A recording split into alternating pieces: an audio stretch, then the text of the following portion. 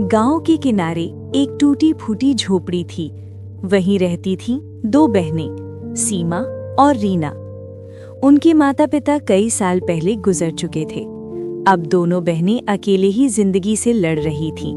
उस दिन सुबह से ही उनके घर में खाने के लिए कुछ भी नहीं था। दीदी, सुबह से पेट में अजीब सी जलन हो रही है। लगता है भूख बहुत ज़्यादा लग गई है। कल भी हमने ठीक से कुछ नहीं खाया था और आज घर में एक दाना भी नहीं है। मैंने पूरे घर में ढूंढ लिया, डिब्बों में देखा, बक्से में देखा, लेकिन कहीं भी आटा नहीं है। कभी कभी सोचती हूँ दीदी, क्या सच में हमारी किस्मत इतनी खराब है?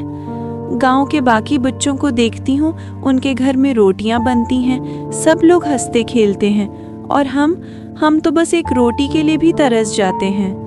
लेकिन मैं आपको परेशान नहीं करना चाहती। आप ही तो मेरे लिए सब कुछ हो। अगर आप नहीं होती तो शायद मैं कब की टूट जाती। जीना, ऐसा मत बोलो।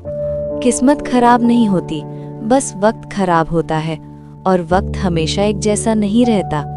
मैंने भी देखा है गांव के लोगों को, लेकिन मुझे उनसे जलन नहीं होती। मुझे बस एक बात का दुख होता है कि मैं तुम्हें ठीक से खाना भी नहीं खिला पा रही। जब माँ पिताजी थे तब हमारे घर में भी चूल्हा जलता था। माँ गरम गरम रोटियां बनाती थी और हम दोनों कितने खुश होते थे। लेकिन अब हालात बदल गए हैं। फिर भी मैं वादा करती हूँ, एक दिन ऐसा जरूर आएगा जब हम भूखे नहीं सोएंगे। दीदी, आप हमेशा मुझे हिम्मत देती हैं, लेकिन सच कहूँ तो आज भूख बहुत ज़्यादा लग रही है। अगर आज भी हमें खाना नहीं मिला तो पता नहीं क्या होगा। कभी कभी सोचती हूँ, क्या भगवान सच में हमारी सुनते हैं? अगर सुनते हैं तो क्या उन्हें हमारी हालत नहीं दिखाई देती? भगवान सब देखते हैं रीना, बस वो सही समय का इंतजार करते हैं। शायद वो हमारी परीक्षा ले रहे हैं और हमें हार नहीं माननी चाहिए। देखो, मैं अभी गांव में जाकर कुछ काम ढूंढने की कोशिश करती हूँ। शायद किसी के घर बर्तन धोने का काम मिल जाए या खेत में काम मिल जाए। अगर हमें थोड़े भी पैसे मिल गए तो हम आटा खरीद सकते हैं। सच दीदी, अगर ऐसा हो गया तो आज हम रोटी खा पाएंगे। अब जल्दी जाओ, मैं यहीं आपका इंतजार करूंगी। लेकिन ध्यान रखना, ज्यादा थक मत जाना। सीमा घर से निकल पड़ी। गांव में हर दरवाजे पर काम मांगने लगी, लेकिन हर जगह से उसे ना ही मिला। कुछ लोग तो मजाक भी उड़ाने लगे। अरे सीमा, हर रोज काम मांगने आ जाती हो। हमारे पास तुम्हारे लिए कोई काम नहीं है। जाओ कहीं और जाओ। रमेश भैया, बस आज के लिए थोड़ा काम दे दीजिए। मेरी छोटी बहन सुबह से भूखी है। अगर मुझे थोड़ा भी पैसा मिल जाए तो मैं उसके लिए आटा खरीद लूंगी। हम कोई दान की दुकान नहीं चलाते। अगर हर किसी को ऐसे ही पैसे देने लगे तो खुद भूखे मर जाएंगे। सीमा चुपचाप वहां से चली गई। उसकी आंखों में आंसू थे। वो धीरे धीरे रास्ते पर चल रही थी। तभी सामने से एक बूढ़ा आदमी आता दिखाई दिया। वो बहुत थका हुआ लग रहा था। बेटी, क्या इस गांव में कहीं पानी मिलेगा? मैं बहुत दूर से आया हूँ और बहुत प्यास लगी है। बाबा, हमारे घर में तो खाने को भी कुछ नहीं है, लेकिन पानी जरूर है। आप मेरे साथ चलिए। सीमा बूढ़े आदमी को अपने घर ले आई। रीना ने जल्दी से एक लोटा पानी दिया। बूढ़ा आदमी पानी पीने के बाद बोला, भगवान तुम्हें खुश रखे बेटियों। आजकल लोग अपने घर का दरवाजा भी नहीं खोलते, लेकिन तुमने एक अजनबी की मदद की। बाबा, हमने तो बस इंसानियत निभाई है, लेकिन सच बताऊं, हम खुद बहुत मुश्किल में हैं। आज हमारी घर में खाने के लिए कुछ भी नहीं है। बूढ़ा आदमी मुस्कुराते हुए बोला, अगर मैं कहूँ कि तुम्हारी किस्मत अब बदलने वाली है, तो क्या तुम विश्वास करोगी? दोनों बहनें हैरान होकर एक दूसरे को देखने लगीं। उन्हें समझ नहीं आया कि ये बूढ़ा आदमी क्या कह रहा है। बाबा, आपने अभी जो कहा वो सच है या आप बस हमें दिलासा दे रहे हैं? क्योंकि सच बताऊं तो हमारी जिंदगी में अब तक ऐसा कोई दिन नहीं आया जब किस्मत ने हमारा साथ दिया हो। जब से माँ पिताजी हमें छोड़कर गए हैं तब से हर दिन बस संघर्ष ही संघर्ष है। सुबह उठते हैं तो सबसे पहले यही सोचते हैं कि आज खाना कहाँ से आएगा। कभी किसी के घर बर्तन धोते हैं, कभी खेत में काम करते हैं और कई बार तो बिना खाए ही सोना पड़ता है। आपको पता है बाबा, आज सुबह मैं पूरे घर में ढूंढ रही थी कि शायद कहीं आटे का थोड़ा सा डिब्बा बचा हो, लेकिन एक दाना भी नहीं मिला। मुझे इतना बुरा लगा कि मैं दीदी के सामने रो भी नहीं पाई, क्योंकि वो पहले से ही इतनी परेशान रहती हैं। गांव के बच्चे जब स्कूल जाते हैं उनके हाथ में टिफिन होता है और मैं बस दूर खड़ी होकर देखती रहती हूँ। कभी कभी सोचती हूँ क्या हमारी जिंदगी हमेशा ऐसी ही रहेगी।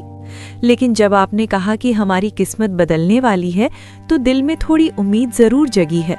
बस मुझे डर लगता है कि कहीं ये सपना भी टूट ना जाए। अगर सच में भगवान ने हमारी सुनी है तो शायद आज पहली बार हमारी जिंदगी में कुछ अच्छा होने वाला है।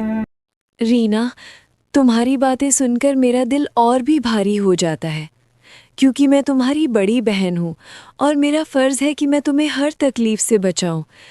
लेकिन सच ये है कि कई बार मैं खुद को बहुत कमज़ोर महसूस करती हूँ। जब तुम भूख से रोती हो तो मुझे ऐसा लगता है जैसे कोई मेरे दिल को काट रहा हो। मैं गांव के हर घर में काम मांगने जाती हूँ, लेकिन कई लोग तो दरवाज़ा तक बंद कर देते हैं। कुछ लोग कहते हैं कि हमारे पास काम नहीं है और कुछ लोग तो हमारा मजाक भी उड़ाते हैं। आज सुबह भी मैं कई घरों में गई थी। सोचा था कि अगर थोड़े पैसे मिल जाएं तो आटा खरीद लूंगी, लेकिन हर जगह से खाली हाथ लौटना पड़ा। फिर रास्ते में बाबा मिले। जब इन्होंने पानी मांगा तो मैंने सोचा कि कम से कम इंसानियत तो निभा ही सकती हूँ। हमारे पास भले ही खाने को कुछ नहीं है, लेकिन पानी तो है। मुझे नहीं पता बाबा कौन है, कहाँ से आए हैं, लेकिन उनके चेहरे पर कुछ ऐसा है जो भरोसा दिलाता है। अगर सच में हमारी किस्मत बदलने वाली है तो शायद ये वही पल है जिसका हम सालों से इंतज़ार कर रहे हैं। लेकिन अगर ये सिर्फ एक उम्मीद है तो भी मैं उसे टूटने नहीं दूंगी, क्योंकि उम्मीद ही वो चीज़ है जो हमें जिंदा रखती है। बेटियों, तुम दोनों की बातें सुनकर मेरा दिल भर आया है। आजकल इस दुनिया में बहुत कम लोग हैं जो बिना किसी स्वार्थ के मदद करते हैं। तुम्हारे घर में खाना नहीं था, फिर भी तुमने मुझे पानी दिया, और यही तुम्हारी सबसे बड़ी अच्छाई है। तुम सोच रही होगी कि मैं कौन हूं और क्यों कह रहा हूं कि तुम्हारी किस्मत बदलने वाली है। सच बताऊं तो मैं इस गांव में पहली बार आया हूं, लेकिन रास्ते में मैंने कई लोगों से तुम्हारे बारे में सुना। कुछ लोग कहते थे कि वो दो बहनें बहुत गरीब हैं, लेकिन कुछ लोग ये भी कहते थे कि वो दोनों बहुत ईमानदार और मेहनती हैं। मैं बहुत सालों से गांव-गांव घूम रहा हूं, लोगों की परख करता हूं, उनकी अच्छाई और बुराई को समझने की कोशिश करता हूं। आज जब मैं इस गांव में आया तो मुझे बहुत प्यास लगी थी। मैंने कई घरों के दरवाजे खटखटाए, लेकिन किसी ने दरवाज़ा नहीं खोला। जब मैं थक कर यहाँ पहुँचा तो तुम दोनों ने बिना कुछ पूछे मेरी मदद की। इस दुनिया में सबसे बड़ी दौलत पैसा नहीं, बल्कि इंसान का दिल होता है, और तुम्हारे दिल बहुत बड़े हैं। इसलिए मैं तुम्हें एक ऐसी चीज़ देने वाला हूँ जो तुम्हारी जिंदगी हमेशा के लिए बदल सकती है। बूढ़े आदमी ने धीरे धीरे अपनी झोली खोली। उसके अंदर से एक छोटा सा पुराना डिब्बा निकला। दोनों बहनें हैरानी से उसे देखने लगीं। इस डिब्बे में तुम्हारी किस्मत छिपी है। बूढ़े आदमी ने धीरे धीरे वो पुराना डिब्बा खोला। अंदर एक छोटी सी चमकती हुई चक्की निकाली। बाबा, ये छोटी सी चक्की है, लेकिन आप कह रहे थे कि इसमें हमारी किस्मत छिपी है। मैं समझ नहीं पा रही हूँ कि एक चक्की हमारी ज़िंदगी कैसे बदल सकती है। हमारे घर में तो आटा भी नहीं है, अगर चक्की होगी भी तो पीसेंगे क्या? लेकिन जब मैं इसे देख रही हूँ तो मुझे अजीब सा एहसास हो रहा है। ऐसा लग रहा है जैसे ये कोई साधारण चीज़ नहीं है, इसमें कुछ अलग है, कुछ ऐसा जो मैंने पहले कभी नहीं देखा। बाबा, सच बताऊं तो मेरे मन में बहुत सारे सवाल आ रहे हैं। क्या ये कोई जादुई चीज़ है? क्या इससे सच में खाना मिल सकता है? क्योंकि अगर ऐसा हुआ तो शायद पहली बार हमारी जिंदगी में ऐसा दिन आएगा जब हमें भूखे पेट सोना नहीं पड़ेगा। आपको पता है बाबा, मैं अक्सर सपने देखती हूँ कि हमारे घर में भी चूल्हा जल रहा है, दीदी रोटियाँ बना रही हैं और मैं उनके पास बैठकर हंसते हुए खाना खा रही हूँ। लेकिन जब सुबह होती है तो वो सपना टूट जाता है। अगर ये चक्की सच में हमारी किस्मत बदल सकती है तो शायद आज मेरा वो सपना सच हो जाए। मैं भगवान से बस यही दुआ करती हूँ कि इस बार हमारी उम्मीद टूटे नहीं। रीना, मैं भी यही सोच रही हूँ कि आखिर ये चक्की इतनी खास क्यों है। बाबा ने जिस तरह से इसे संभाल कर रखा है उससे साफ लगता है कि ये कोई साधारण चीज नहीं है। बाबा, मैं जिंदगी में बहुत मुश्किलें देख चुकी हूँ। कई बार लोगों ने हमें धोखा दिया, कई बार लोगों ने झूठे वादे किए, इसलिए मैं हर चीज को समझकर ही मानती हूँ। लेकिन जब मैं आपकी आंखों में देखती हूँ तो मुझे ऐसा लगता है कि आप झूठ नहीं बोल रहे। हमारी जिंदगी में कभी किसी ने हमें कुछ दिया नहीं, हमने हमेशा खुद ही संघर्ष किया है। अगर आज आप सच में हमारी मदद करना चाहते हैं तो ये हमारे लिए किसी चमत्कार से कम नहीं होगा। लेकिन मैं एक बात साफ कहना चाहती हूँ बाबा, हम मेहनत से पीछे हटने वाले लोग नहीं हैं। अगर ये चक्की हमें मिलती है तो हम इसका इस्तेमाल सिर्फ अपने लिए नहीं करेंगे, हम उन लोगों की भी मदद करेंगे जो हमारी तरह भूखे हैं, क्योंकि हमने खुद भूख की तकलीफ झेली है और हम नहीं चाहते कि कोई और भी उसी दर्द से गुजरे। बेटियों, तुम्हारी बातें सुनकर मुझे यकीन हो गया है कि मैंने सही लोगों को चुना है। ये चक्की सच में साधारण नहीं है, ये एक जादुई चक्की है। बहुत साल पहले मुझे ये एक संत ने दी थी। उन्होंने कहा था कि ये चक्की केवल उसी इंसान के पास रहनी चाहिए जिसका दिल साफ हो। इस चक्की की खास बात यह है कि अगर तुम इसे घुमाकर दिल से कोई चीज मांगोगी तो ये वही चीज पैदा कर देगी। अगर तुम आटा मांगोगी तो ये आटा देगी, अगर तुम चावल मांगोगी तो ये चावल देगी।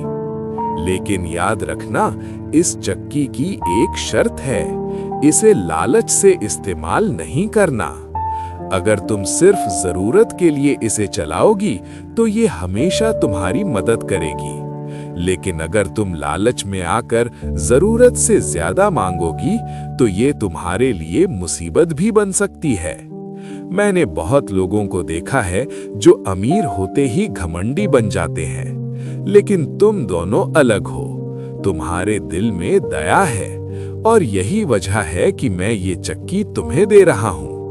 आज से ये तुम्हारी है।